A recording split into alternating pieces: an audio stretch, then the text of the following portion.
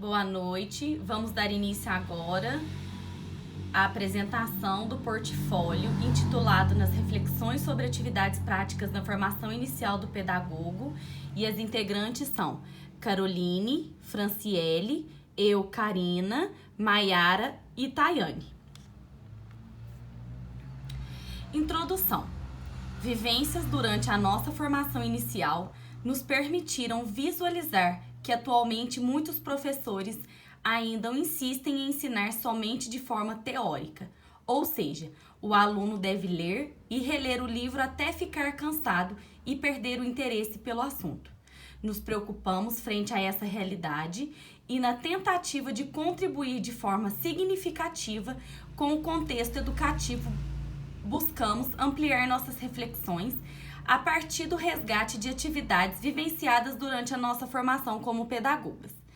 Para a construção do portfólio, tivemos que recapitular essas atividades, assim como alguns conceitos fundamentais trabalhados nas disciplinas, que nos ajudaram a compreender o viés teórico que sustentou a criação de cada atividade. A gente vê muitos professores hoje, né, que ainda ficam presos nas salas de aula, que ficam presos em materiais, né, didáticos, e a gente vê que a realidade deve acontecer de uma outra forma, né? A gente deve colocar a prática, a ludicidade dentro de sala de aula, né? Fazer com que a criança consiga compreender o assunto do livro que está sendo estudado de uma outra forma, sem ele ler e sem ele reler, né? Então a professora ela tem que ter muita criatividade, né? Ela tem que planejar para que essas ações que são inseridas dentro de sala de aula, né, dê continuidade e faça com que o aluno aprenda de forma diferente, né? Aprenda de forma lúdica e prazerosa, que será mais viável, né? Será mais benéfico para o ensino-aprendizado dele. Vou falar sobre um pouquinho do desenvolvimento, que durante o percurso da graduação nós vivenciamos várias atividades práticas que darão suporte para a nossa jornada como pedagogas. Destacamos 5 atividades, as quais nos chamaram mais atenção e que consideramos como significativas para a nossa formação. São elas: o túnel das sensações, a gincana pedagógica, os jogos pedagógicos, o teatro de mamulengos e o cordel. É igual eu falei anteriormente, né? Essas atividades que fizeram parte da nossa jornada, né, na graduação, elas vão nos auxiliar, né, dentro de sala de aula, que a gente pode estar inserindo várias formas, né, várias maneiras de ensinar para o aluno, né, diante da sua realidade, diante das suas especificidades, das suas dificuldades. Aqui eu vou falar sobre um pouquinho do túnel das sensações. A gente colocou uma citação, né? Que toda criança, quando nasce, não conhece nada deste mundo, nem sequer o próprio corpo. O processo da consciência corporal acontece aos poucos e se dá através dos 5 sentidos, né? Que a gente fez, né? A princípio numa metodologia ativa, presencial na escola, né? Lá no Unilavras. Uma maquete sobre o túnel das sensações, onde a gente colocaria, né, em cada segmento, né, que são os 5 sentidos, né, e para a criança, né, sentir o cheiro, né, para ela diferenciar formas, tamanhos. Então, através da nossa metodologia, né, que as crianças vão aprender. Essa atividade traz condições ao professor de explicar a importância dos 5 sentidos em nossa vida e trabalhá-las de forma prática por meio de brincadeiras e construções feitas pelas próprias crianças, né? Então, assim, tato, a gente pode colocar, né, bolinhas dentro d'água para elas sentirem, vendar as crianças para sentir o cheiro de produtos naturais, né? Alimentos naturais que que aguçam o paladar da criança, né? Uma luz refletida da visão, né? Então, assim, são atividades que vai fazer a diferença para a criança, né? Aqui é um esboço, né, da nossa maquete que a gente fez do túnel das sensações, colocando cada sensação em uma parte e a gente pôde aprender, né, que a gente construindo também os nossos materiais pedagógicos, né, é muito rico para nossa profissão enquanto pedagogas. Aqui eu vou falar sobre a gincana pedagógica, né? Segundo Gordula, 2013, qualquer atividade em que se tenha motricidade com desenvolvimento psicomotor, gerando aprendizado, cognição e momentos prazerosos de felicidade junto ao alunado, é uma atividade lúdica. Os jogos e as dinâmicas são um repertório que enriquecem as aulas e contextualizam o processo de ensino. Sendo assim, acreditamos que a gincana pode ser uma aliada do professor ao desenvolver seu trabalho na educação básica, pois na infância os jogos e as brincadeiras permeiam o universo da criança e do adolescente. Sendo assim, é necessário que o professor planeje suas ações para que de forma orientada observe o desenvolvimento dos alunos por meio desses momentos. Eu já estou, né, trabalhando dentro de sala de aula já tem 3 anos, né, na mesma instituição, e no primeiro ano eu pude presenciar, né, uma gincana com várias brincadeiras. E não é só uma brincadeira, né? São atividades que trabalham a motricidade, né? O raciocínio. Então, assim, é muito bom que a escola, né, façam essas atividades práticas para incentivar a criança, né? Tem uma criança mais tímida, então nós vamos colocar ela em determinada atividade. Outro aluno já é mais pra frente, então vamos colocar ela nessa aqui que ele concentra mais, entendeu? Então, assim, na gincana a gente tira o melhor das crianças. Aqui temos uma foto, né, de onde nós participamos da gincana, que foi um momento muito legal, que juntou todos os períodos, né, da pedagogia, e foi muito, muito produtivo. Vou falar sobre os jogos pedagógicos. No contexto do desenvolvimento da disciplina, aprendemos que os materiais didáticos são ferramentas fundamentais para os processos de ensino e aprendizagem. E o jogo didático caracteriza-se como importante e viável alternativa para auxiliar os tais processos, por favorecer a construção do conhecimento ao aluno. Igual eu já falei, né, que eu tenho uma experiência aí dentro de sala de aula, e nós, lá na instituição onde eu trabalho, a gente desenvolve muitos jogos pedagógicos, né? Dia das Crianças a gente manda para as crianças em casa jogos. Durante a pandemia também eu confeccionei vários jogos, né? Jogos matemáticos, bingo, leitura. Os jogos pedagógicos, eles são muito ricos, né? São materiais que auxiliam a criança no ensino e aprendizado. Por quê? Porque ele está tendo um auxílio diferente, ele está tendo uma ferramenta diferente, né? Ele está tendo um jogo muito mais legal brincar, né? Ou seja, a criança aprende brincando, que é muito mais prazeroso, e o desenvolvimento dela vai fluir naturalmente. De acordo com as atividades, compreendemos que por meio dos jogos, a criança aprende a respeitar seus limites, se socializa melhor, além de criar e explorar a criatividade. Porém, é preciso que as atividades sejam feitas de acordo com a faixa etária de cada aluno e respeitando o limite de cada um. É como eu disse, né? A pedagoga, né? Os professores devem planejar, né, as suas aulas, suas metodologias de acordo com cada faixa etária. A professora não pode colocar um jogo para uma criança de 7 anos, sendo que ela tem 2. Então, a gente tem que prestar muita atenção nisso, porque às vezes a gente vai inserir algo que não vai ser produtivo para a criança. Então, muito importante frisar a faixa etária de cada criança e respeitar os seus limites, né? trabalhando a dificuldade, colocando as especificidades do aluno em evidência. Aqui nós temos o jogo pedagógico, né? Que esse jogo foi confeccionado por mim, Karine, e pela Franciele. Nós fizemos o bingo, né? Da cultura brasileira e da cultura africana.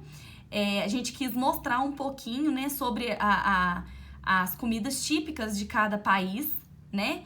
E a gente fez o bingo com algumas perguntas, né? A gente confeccionou e foi muito produtivo. Aqui eu vou falar um pouquinho sobre o Teatro dos Mamulengos. O mamulengo é um teatro de características inteiramente populares, em que os atores são bonecos que falam, dançam, brigam e quase sempre morrem. Muito difundido em alguns estados do Nordeste do Brasil e principalmente em Pernambuco, tem raízes históricas e origens vinculadas ao teatro europeu. Na instituição que eu trabalho também, todo ano eles fazem, né, um teatro, né, para incentivar as crianças, né, a aprender sobre a cultura do nosso país, né, sobre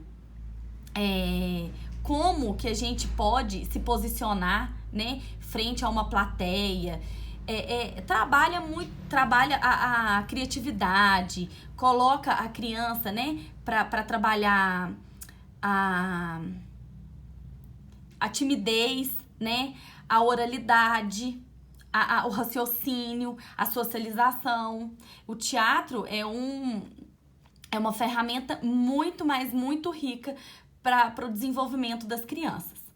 Assim sendo, acreditamos que utilizar os mamulengos como recurso em sala de aula poderá promover a aprendizagem por meio da ludicidade, pois cria-se uma situação em que a criança poderá brincar e desenvolver as habilidades propostas pelo docente. Aqui também nesta foto, né, eu estava presente, nós confeccionamos, né, uma história, primeiramente, né, para os bonecos de mamulengos. E foi muito legal, porque a gente, como pedagogas, a gente não tem que só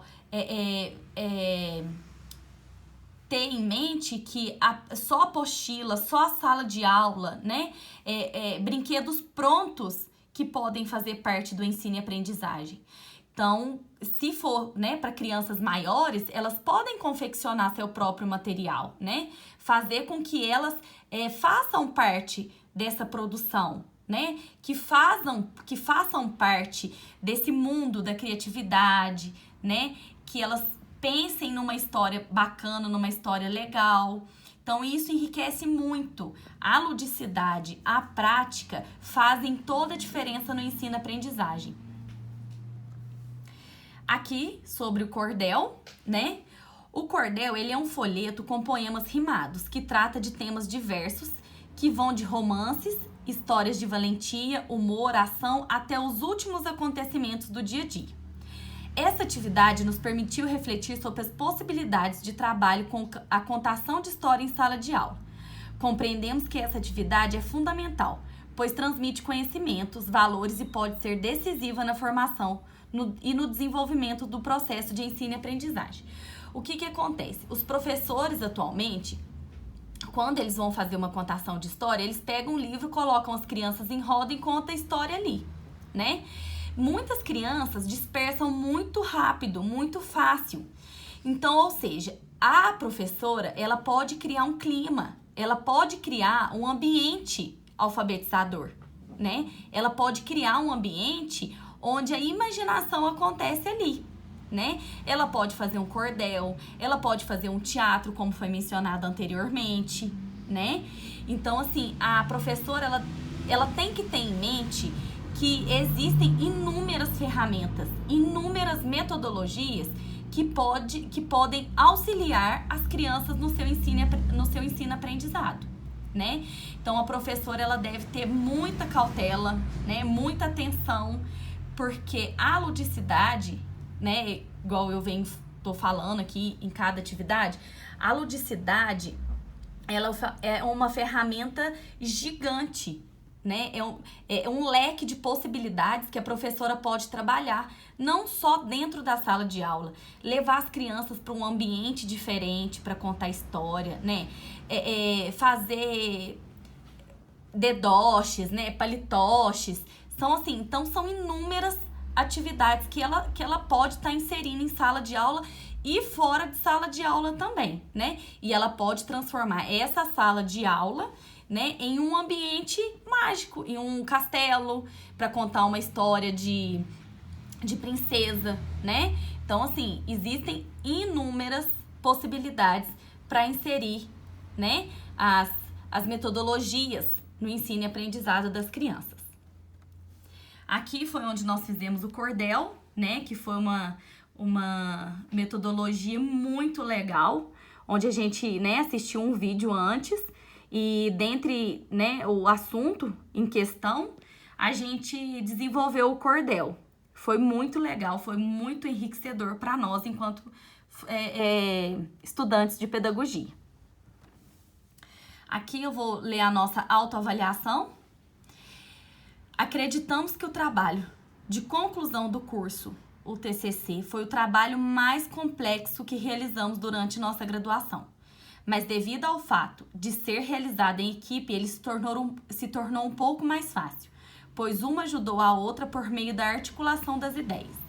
Ao finalizar esse portfólio, percebemos que todas as atividades citadas tiveram grande contribuição para a nossa formação e levaremos isso para toda a vida profissional e pessoal.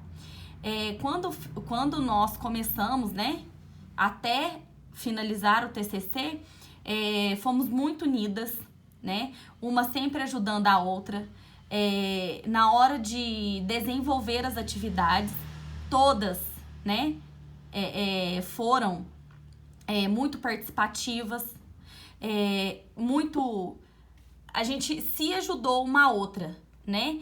E quando a gente estiver em sala de aula, nós vamos lembrar das atividades e elas vão nos dar suporte, né?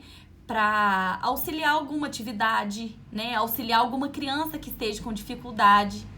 Então, assim, é muito enriquecedor. Foi muito enriquecedor. As considerações. Levando em considerações todas as atividades que vivenciamos, percebemos o quanto cada atividade foi de suma importância para nosso aprendizado enquanto estudantes de pedagogia, nos mostrando como devemos aliar a teoria à prática. Todas as atividades foram relevantes e enriqueceram a nossa formação como futuras pedagogas, nos mostrando diversos meios aos quais podemos recorrer para ensinar. Então, é o que eu disse, né? O curso foi muito, muito rico, né? Nos ensinou que devemos sim ter inúmeras possibilidades de ensinar dentro e fora de sala de aula, né? Que devemos ser criativas, que a ludicidade e a prática deve estar junto com a gente, né? Ensinando de maneira prazerosa, tirando o maior proveito das crianças, né? Elas absorvendo as informações necessárias de acordo com cada atividade, né? Com seu objetivo. E é isso. Aqui os agradecimentos. Primeiramente, agradecemos a Deus pela força e sabedoria que nos deu durante todo o nosso percurso acadêmico. Agradecemos também aos nossos familiares, amigos e todos que estiveram conosco nessa caminhada. Aos nossos professores por todo aprendizado que nos passaram